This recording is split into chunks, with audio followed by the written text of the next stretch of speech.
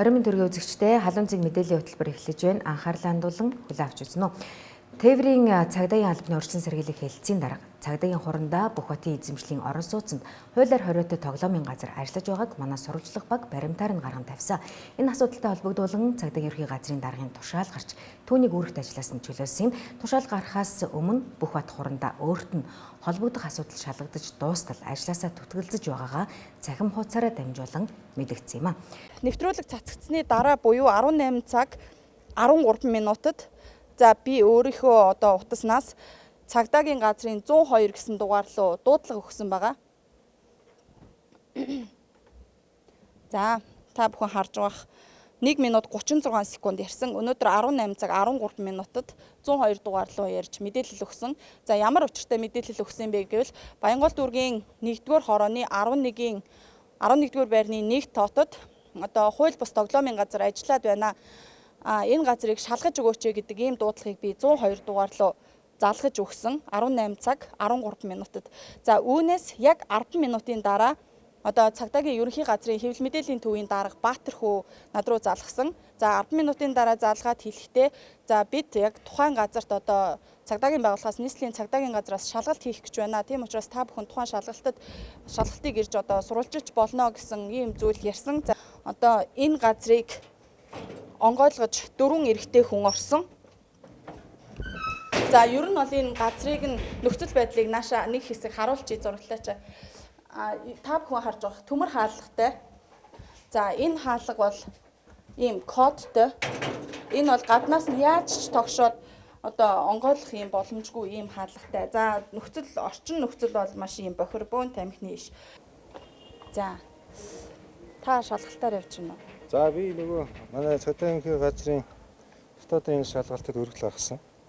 Миний төрөлж байгаа газар дээр ийм асуудал үүсэж байна гэд тэрнийхээ дагуу дуудагтаад ирчих. Би бас энэ дээр яг юу болоод зариг цэгийн мэдээлэл тавьсан. Тэрний дагуу өчтөр энэ асуудал болсон учраас өнөөдөр би удирдлагуудаа илтгэсэн. Би нэг ийм газар төрөөсөлтгээ. Энэний дагуу нэг ийм мэдээлэл явж байна гэдэг. Тэрнийхээ дагуу сая дуудагтаад ирж байна.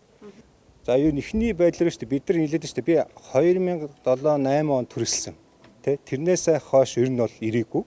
Тэгвэл тэр манай байрыг төрөөсөлж ийсэн гэдэг миний төрөлсөн гэдэг хүмүүс давхар хүн төрөөслээд ингээ явж ийсэн нь манай тэр хяналт шалгалтаа ихний байдлаар харагдчих л байна. Би таныг ингэж хэлэх болов уу гэж бодож л байсан л да. Ер нь ингэж хэлдэг те. Та тухайн үед төрөөслөхдөө хин гэж хүнд төрөөсөлж ийсэн. Төрөөсийн гэрээ нь магадгүй танд байгаа юу? Тэр төрөөсийн гэрээнүүдийг тэр төрөөслөгч нарыг би энэ бас дутсан байна. За баг 7-8 10 жил болж байгаа хаа. Би ер нь энэгээр ирдэггүй. Танай эхнэр ирдэг үү? Манай эхнэрч баг ирдэг бахав. Энэ тэр төрөөслөгч нар мөнгө өгч нь сүүлийн дансаар шилжүүлчих болсон шүү дээ. Төрөөслөгч нараа мөнгө өгч нь. Тэргээр бол төрөөс нь хэдэн төгрөг байдгийг хэлж болох. Сая 1.5 сая маяг л байгаа. 1.5 сая. Би тэр мөнгө төргөнд мэдэхгүй байна. 1.5 сая л гэж би хамгийн сүүлд бас манай их нэртэй чинь нэг л гэр бүл юм чи ярьж байгаа ш. 2019 он гарсаар энэ газар зөрчлийн хуулиар 19 удаа зөрчлийн хуулиар шийтгүүлсэн байна. Тийм баг. 19 удаа шийтгүүлээд цаашаа яваад идэг Монголын хууль байна. Үгүй тэрийг бид нар харин би газар дээр нь ирж штэ дуудагтаад ойлгож байна уу? Танд ерөөсөө энэ байрны эзэн гэж танд ерөөсөө мэддэхгүй юу? Энэ байрны эзэн гэд би давхар төрөөсөлсөн байгаа хэлээд штэ. Би тэр хоёр төрөөслөгч нарт даач мэдхгүй яг үнэндээ бол. Яг үнэ л хэлээд байна. Тэрнээс муулцах юм уу? Эсвэл би энд юу гэдгийг ямар нэгэн хууль бус ажиллагаа явуулчаад тэрийг нууж хаах гэж байгаа бол би үнэхээр хувцас тайлж өгөөд ерөнхий газрын дараагаар дэлтгээд би явахд бэлэн байна. Энэ хэдэн метр квадрат вэ бүх утгаараа? Би өргөтгөлийн 2003 онд нийт 200 метр баха. 200 метр санагч байна. Уул нь бол яг ном журмын дагуу бүх чөлөөшөөлийн нийтийн хоолны чиглэлээр аваад би 5-6 оноос хойш өрөнгө орлогын мэдүүлэг өгж эхэлсэн. Тэрэн дээр бол тусгаал явж байгаа энэ. Энэ байр чинь орон сууцны зориулалттай байр юм уу үйлчлэгийн зориулалт? Энэ бол юуг нь олгосон. Зөвшөөрлийн бол нийтийн хүлээ хоолны чиглэлээр авсан баг. Үйлчлэгийн чиглэлээр авсан баг. За би анх удаага энэ дотор орж иж үзэж байна. Манай тэр хариуцж байгаа хүмүүс хаана байна? За энд автомат тоглоомын газар байгаа биз? Байна. Угаасаа байна. Тэгэхээр энэ дээр бол одоо би бодоо баг хариуцлага хүлээхгүй байх л гэж бодож шít. Би зүгээр өөрчлөлт гүйж байна. Яа энд автомат тоглоомын газар байна гэж би мэдсэн бол энд хизээч юм байлгахгүй байсан. Тэгэхээр миний нөгөө одоо анхны төрөслөгчд маань ийм одоо нөгөө давхар ингэж одоо эн чинь угаасаа нөгөө урах гэж байгаа юм билээ л дээ. Дахин төлөвлөлтөнд орсон байгаа. Тийм учраас нөгөө хоолны газараар явхаа болоод одоо ийм байгууллагаар давхар төрөслсөн юм байна. 5 хүний харин хүчинд мэдэж явлаа. Тэгэхээр одоо би мэдээж ийм юм байгаа юм чинь төрөөсөө туслана. Тэгээд энэ бүгдийг одоо манай хууль номын дагуу намайг одоо төтөдөргүй маш олон газараас шалгах баг. Одоо манай дотоодын юмсал өчтөрөөс эхлээ шалгаад эхэлсэн байгаа. Зарим нэг юм тогтоосон баг. Хэрвээ би энэ дээр үйл ажиллагаа болоод одоо юу гэдэг энд оролцоод энэ хаагдахаар нэгчээд идэгсэн бол би хариуцлага хүлээх бэлэн байна. Энд урд нь шалгалт хяналт юм хийж ирсэн үү? За энэ хууль бусаар мөрөөдө тоглоом ажиллуулах гэсэн зөрчил бол зөрчлийн тухай хуулийн 5-ын 7 дугаар зүрд заасан байгаа. Эрүүгийн хуулинд бол тийм заалт байхгүй.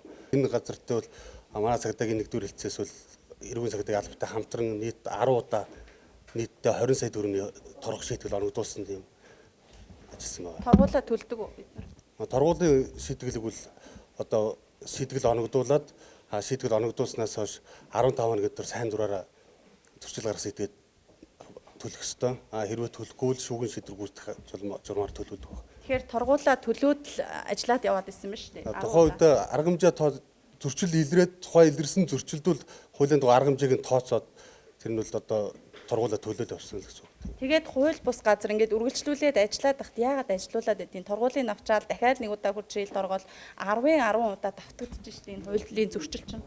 Хуулийн заасан арга хэмжээг нь бол тухайн бүрдэн тоосч байгаа. Илрүүлэх арга хэмжээг нь өдөр болгон явуулдаг гэсэн юм. Эмзэг арга хэмжээний өдөр болгон албаагч нар шөнийн цагаар ажилладаг байгаа. Хамгийн сүүлд 19 оны 9-р сарын 7-ны өдөр энэ газар бас 2 сая төгрөгөөр торгосон. Дахин ажиллахгүй энэ газар ажиллахгүй байх талд нь юу хийсэн? За энэ албаагчийн үйл ажиллагаатай холбоотой энэ асуудал бол гэрээ контракт энэ бол мэдээж манай дотоодын шалгалтаар ажиллагаадаа явагдана. Үнэхээр энэний ард цагдаагийн албаагч байгаад ингээд энэ хууль бус үйл ажиллагаа явуулдаг байсан юм уу? Эсвэл энэ хуулийн дагуу арга хэмжээ аваад тодорхой хугацаанд хаагдчихад бид нар өнөөдөр энэ бүгд юмыг нь хураагаад юм уу аваад яваад ах юм хэрэгцээ орчин байхгүй. Тийм ээ. Тэрийг та бүхэн бол бас ойлгох хэрэгтэй. Хуулийн хүчинд төгөлдөр үйл ажиллагааг л бид нар явуулна шүү дээ хуулинд. Энэ тоглоомыг нь хураадаг юм уу? Хураах үндэслэл байхгүй. Нуулгах тийм байна. Тэгэхээр одоо энэ дээр бол холбогдох шалгалтуудыг за энэ нэгэнт одоо энэ цагдаагийн албаагчтай холбоотой мэдээлэл гарсан учраас одоо Баянгол дүүрдэх цагдаагийн газрын нэгдүгээр хэлтсэн жижигрэн бүрэлдэхүүн ирсэн байна. Хөө болохоор юу гэхээр би одоо энэ хүүхдийн царайг бол нэг удаа л харсан баг. Тэрнээс хойш хараагүй. Тэгэн гол манай давхар төрөөссөн юм байна л да. Энэ 18 оны 6 сар би төрөөссөн. Яг тухайн үед болохоор тоглоом гэдгийг бол ерөөсөө мэдээгүй.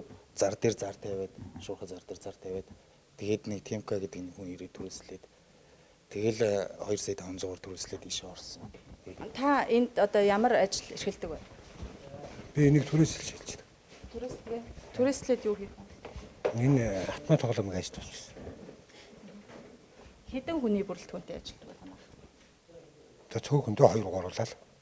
Та худлаа яриад байна. Би дотор нь орж ирж ажилласан.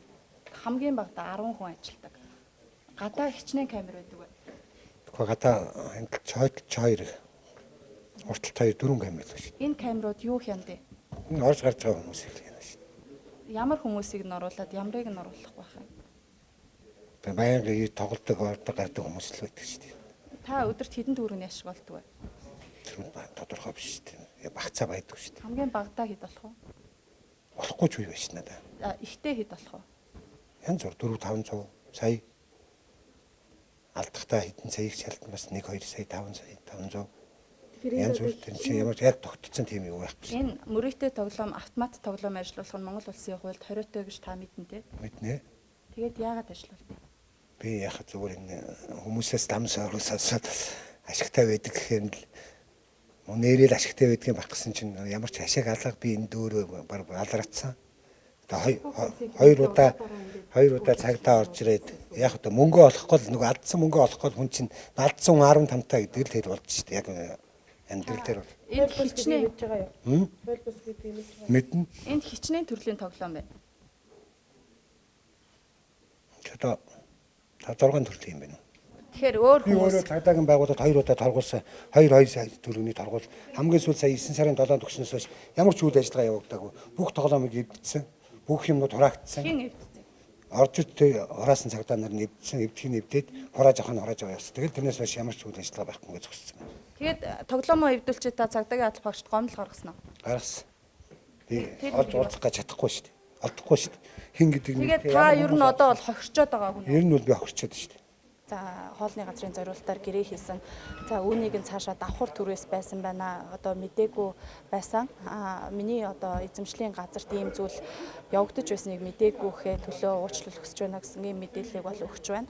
За тэгвэл одоо түрээслэгч этгээд буюу одоо Түмэн баярын тухайд ашиг болох зорилгоор энэ үйл ажиллагааг явуулж исэн хууль бус гэдгийг нь мэддэг гэсэн ийм тайлбарыг одоо хэв нэг өгч байгааг та бүхэн бас харж байгаа. За 2018 онд 5 удаа, 2019 онд 10 удаа зөрчлийн хуулиар одоо торгуул хүлээж байсан чи энэ газар цаашаа үргэлжлээд одоо ажиллаад байдаг. За учир нь бол одоо зөрчлийн хуулиар цагдаагийн байгууллага энд одоо хууль бус зүйл явагдаж байна гэдгийг мэдсэн ч тухайн иргэний эд хөрөнгийг хураах одоо ийм эрх зүйн үндэс байхгүй. За эрүүгийн хуулиас энэ мөрөөдөө тоглоом автомат тоглоомын асуудал эрүүгийн хуулиас хасагдсан. За зөрчлийн хуулиар зөвхөн одоо торгох шийтгэл оногдуулах ийм хуулийн заалт байгаа гэдгийг бас хэлж байна. Цагдаагийн урандаа Бүхбат нь 2016 онд Тээврийн цагдаагийн газрын урьдчилан сэргийлэх хэлтсийн дараагаар томилогдсон.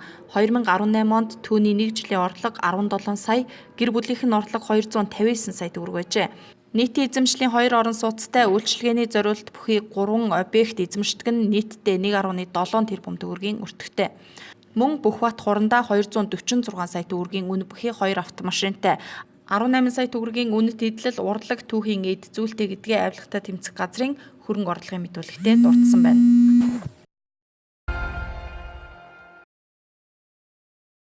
За 2018 оны 12 сарын 5-нд 2019 онд Улаанбаатар хотод юу хийх вэ гэдэг төсвийн нийслэлийн иргэдийн хурал баталдаг. За ер нь өмнөх жишгүүдээрээ бол тухайн оныхоо 2 сар гэхэд төсвийн задаргаа бол хийгдэж дуусдаг. 4 сар 5 сар гэхэд газар шороо бүтээн байгуулалтын ажлууд бол хийгдэж явах ёстой. Гэтэл энэ жил бол энэ ажил маш их удаашрсан. Учир шалтгаан юу вэ гэхээр нийслэлийн удирдлага солигдсон. Солигдно гэж 2-3 сарыг алдсан. Үүний дараа агентлагийнхаа нэрүүдийг өөрчилсөн. Жишээ нь агаарын бохирдлыг бууруулах газар гэж байгаа бол үүнийг тэмцэх газар болгосон. Агентлагийн дарганараа чөлөөлсөн. Өөрийнхөө практикт үйлчилдэг, цүнх барьдаг хүмүүсээ дарга болгосон. За энэ хэрээр 2-3 сар агентлагийн ажил гатсан. Тамгагүй болсон. Нэр хаягийн сольсон учраас албан бланкууд өөрчлөгдсөн, нэр хаяг өөрчлөгдсөн, тамга тэмдэг өөрчлөгдсөн. Иргэдийн одоо иргэдэд үйлчлэх ёстой үйлчлэгээ бол 2-3 сараар ингэж сунжирж хүн суртал гарсан. Энэтэй холбоотойгоор бүтээн байгуулалтын ажлууд хугацаанд энэ дулааны улиралд хийгдэж амжаагүй. Хамгийн энгийн жишээ хэлэхэд авто зам засвар арчилгааны 800 сая төгрөг байдаг. 800 сая төгрөгийг дөнгөж түрүүчийн 7 хоног задаргааг нь хийж чинь. Гэтэл зуны улирал дуусчихад байдаг. Өвөл болж идэг. Өвлжилтийн бэлтгэл ярьж идэл одоо замаа нөхөх тухай асуудлыг задаргааг ярьж байна л да. Энэ бол Улаанбаатар хотод бол эрх барьж байгаа нам үндсэндээ засгалж чадахгүй байгааг л илчилж байгаа. Ийм учраас бид нар бол хотын удирдлагыг бол хурал болгон дээр хариуцлагагүй хандж байна. Хүн амынхаа 57%-ыг амьдарж байгаа 200 гаруй мянган яндан зөөлөх чиглэлээр энэ 3 жилийн хугацаанд нэг ч одоо хуралд асуудлыг өргөн барьсангүй. Гэр ороолын дахин төлөвлөлтийн асуудлыг өргөн барьсангүй. Нийтийн тээврийн парк шинжилгээний асуудлыг өргөн барьсангүй. Улаанбаатар хотод тулгамдж байгаа асуудлыг бол ерөөсөө өргөн барьдаггүй. Хилчих асуудалгүй юм шиг энэ хурал байдаг. Тэгээ цагтаа эхэлдэггүй. Ийм назгай, замбраагүй, зохион байгуулалтгүй ийм байдалтай байна л гэж дүгнэж байгаа. Огцруулах асуудлыг дэмжиж байгаа гэсэн үг үү? Танай намын бүлгээс гарын үсэг зурсан гишүүд байна уу? Одоогоор бол Арчс намын бүлэгт албан ёсоор бол гарын үсэгтэй бланк бол ирээгүй байгаа. Зүгээр та бүхэндээ их зөв мэдээлэл өгөхөд бол өмнөх жишгүүдийг харахад заавал 15 төлөөлөгч зурах бол албагүй байдаг. Нэгч төлөөлөгч зураад энийг нийслэлийн иргэдийн хурлаар хотын даргын асуудлыг хилцүүлье гэхэд бол хилцүүлэх юм боломжтой. Шүүхийн шийдвэрүүд ингэж гарсан байдаг.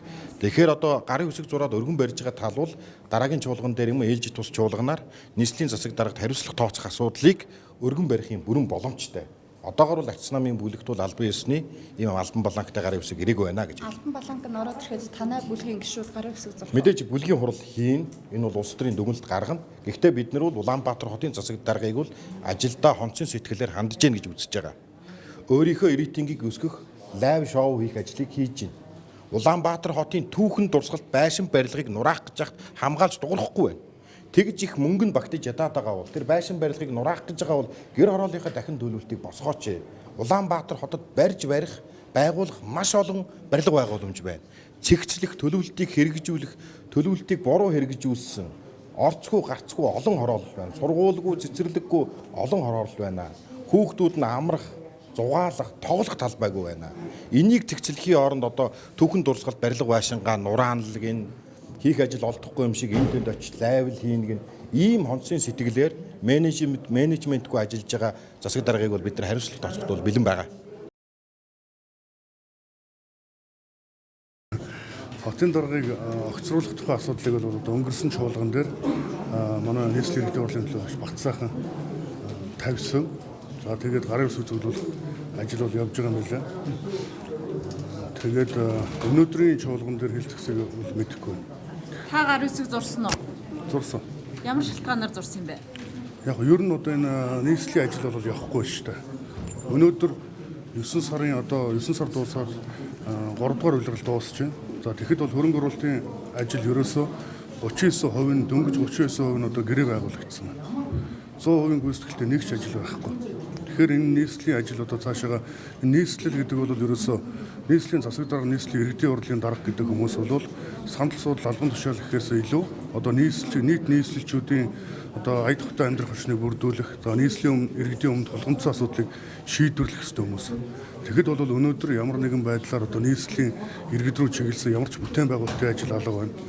9 сар дуусч хахад тендерийн ажлууд нь эхлээгүй явж байна гэдэг бол энэ нийслэлийн ажил амьдрал цаашаа явахгүй байна гэдэг нь бол харагдаж байна. Нийслэлийн Монгол Ардын намынхан эвтэй байж ингэж ажиллаа цааш нь хийж болохгүй юу? Одоо ингээд хоёр хэсэг хуваагдсан байдал одоо хүртэл байсаар байгаа юм. Эндээс ажиглагдаж байна л да. Энэ бол хоёр хэсэг хуваагдсан гэхээс илүү өнөөдөр нийслэлийн би бас сая хэллээ те нийслэлийн иргэдийн өмнө тулгымцсан асуудлыг шийдвэрлэх ёстой. За тэгэхэд бол өнөөдөр тийм ажил явагдахгүй байна. Ерөөсөө нийслэлчүүд рүү чиглэсэн хөрөнгө оруулалтын ажлууд энэ жил 460 орчим тэрбум төгрөгийн хөрөнгө оруулалтын ажил хийгдэх ёстой. 260 орчим төгрөгийн. Тэгэхэд одоо 460 ажлаас дөнгөж 180 гэрээ байгуулагдсан, цаасан дээр гэрээ байгуулагдсан байна. Газар дээр одоо хэрэгжиж байгаа 100% гүйцэтгэлтэй нэг ч ажил байхгүй. Тэгэхээр бид нар одоо энийг хараад өнөөдөр нийслэлчүүдийн өмнө тулгамдаад байгаа асуудлуудыг зүгээр хараад бол сууж болохгүй. Би бол бодож байгаа өнөөдөр энэ иргэдийн хурал хуралдаж чадахгүй байна. Ажлын хороод хуралдаж чадсангүй. За нийслэлийн 2040 он хүртэлх хөгжлийн ерөнхий төлөвлөгөөний концепцийг өнөөдөр хэлцэх гэж байгаа. За тэгэхэд аз жаргалтай хот хороо 18 хүний бүрэлдэхүүнтэй оролцох ёстойгоос 3 хүн ирээд хуралдаж чадаагүй. Хууль эрх зүйн хороогоор нийслэлийн эрх зүйн байдлын тухай хуулийн шинжилсэн найруулгыг хэлцэх байсан боловч материалаа тараагаагүй гэдэг үндслээр одоо иргэдийн хурал маань тэр асуудлаа хэлэлцсэнгүй. Тэгэхээр иргэдийн хурал хуралдаж чадахгүй байна. Засаг дарга одоо түүний хамгийн газар ажиллаа хийж чадахгүй байна. Тэгэхээр бол энэ нийслэлчүүдийн эрх ашигыг бодоод эх жилийн сонгуулийг хүртэл хүлээхгүйгээр иргэдийн хурал тархан зүйтэй гэж би бол үзэж байгаа. Тантай хамт хэдэн хүн гарын үсэг зурсан бэ?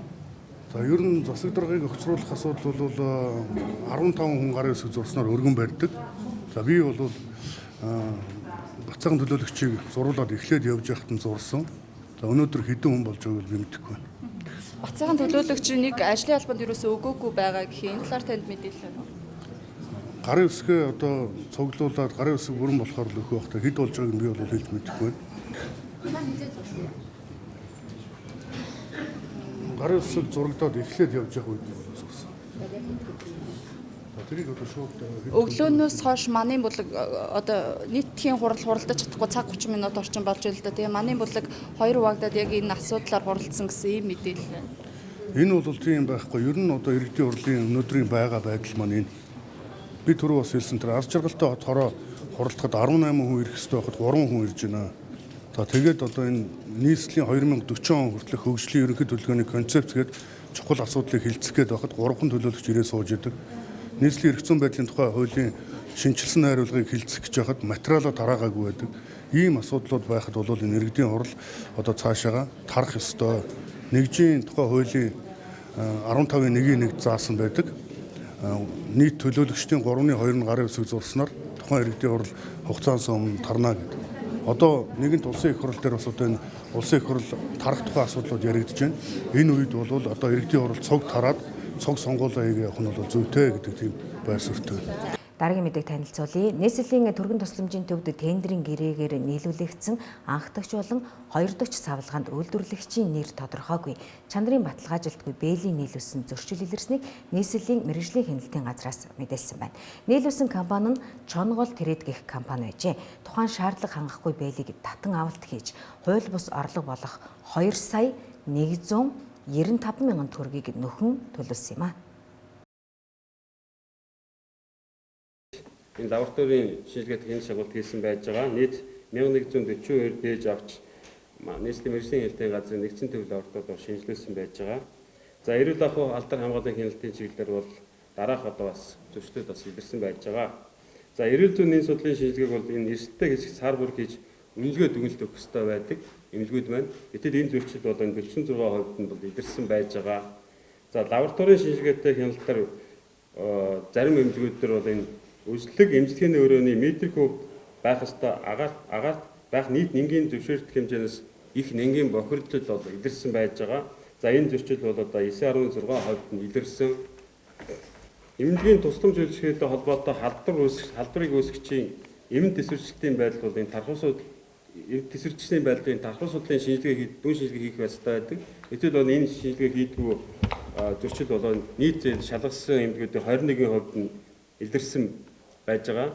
За дээрээс энэ эмчилгээний хоолны илчлэгийн хоногийн хэрэгцээнд физиологийн норм хэмжээнээс бол энэ шалгалт хийсэн эмнэлгүүд 0.9-ээс 6 дахин их бага байгаа. Ийм зөрчлүүд бол илэрсэн. Тухайлбал энэ таны төлөө бид өргөө амаржих, хүрээ амаржих, цэргийн төв эмнэлэг, хан улдэргийн эрүүл мэндийн төв, баян зүрх эмнэлэг, гэх мэтийн эмнэлгүүдээр бол энэ зөрчлүүд бас илэрсэн. За эмбио улдмын хяналтын чиглэлээр бол 3 эмнэлэгт бол эмийн хадгалтын дэглэм зорчигдсон, үйлдвэрлэгчийн заасан хэмт хадгалах нөхцөл бүрдээгүй ажиллаж байсан байж байгаа. За дээрээс нь 3 эмнэлгийн яралтай тусламжийн шүүгэнд хэрэглэх хүчинтэй хугацаа дууссан 7 нэрийн эмийг эмчилгээ үйлчлэгэнд одоо ингэж хэрэгжилж байсан зөрчил дутагт илэрсэн. За энэ шалгалтын явцад бас нийслэлийн түргэн тусламжийн төвд тендерийн гэрээгээр нийлүүлэгдсэн анх дахь болон хоёр дахь савлгаанд үйлдвэрлэгчийн нэр тодорхойгүй дагалдах анализ сертификат болон савлгаан дээрх үйлдвэрчийн нэр зөрүүтэй чанарын баталгаажуулалтгүй ийм бээлийн нийлүүлсэн одоо зөрчил бас илэрсэн байж байгаа. Энэ нийлүүлсэн компани бол энэ Чонгол Трэд гэж компани байсан. За тухайн одоо тэр шаардлага хангахгүй бээлийг бид нар бас хугацаанд татаа авалт хийж за хууль бус орлого болох 2 сая 195 мянган төгрөгийг бол нөхөн төлөвлөх хууль бус орлого нөхөн төлөвлөх арга хэмжээ авсан байж байгаа.